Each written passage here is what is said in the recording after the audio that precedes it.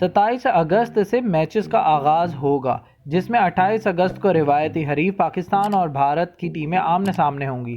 ٹیموں نے آئی سی سی cricket academy ground Dubai میں تیاریوں کا آغاز کر دیا ہے۔ بھارتی ٹیم تیاری تو دیگر ٹیموں کے ساتھ آئی سی سی اکیڈمی گراؤنڈ میں ہی کر رہی ہے، لیکن بھارتی کرکٹ ٹیم نے ایک بار پھر دیگر ٹیموں سے الگ رہائش اختیار کرنے کی روایت برقرار رکھی ہے۔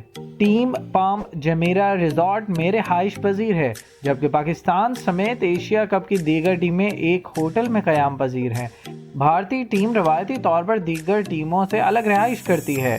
T20 ورلڈ کپ کے دوران بھی بھارتی ٹیم الگ رہی تھی، جبکہ دیگر ٹیمیں دوسرے ہوٹلز میں قیام پذیر رہی تھی۔ بھارتی ٹیم نے IPL کے دوران بھی اسی مقام پر رہائش اختیار کی تھی۔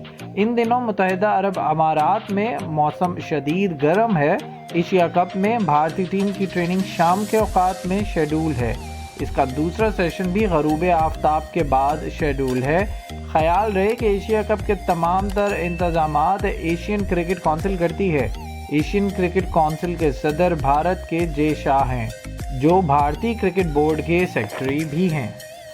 پلیز ہمارے چینل کو لائک اور سبسکرائب کیجیے گا اور بیل آئیکن پر کلک کریں تاکہ مزید معلومات کا سلسلہ آپ تک جاری رہے۔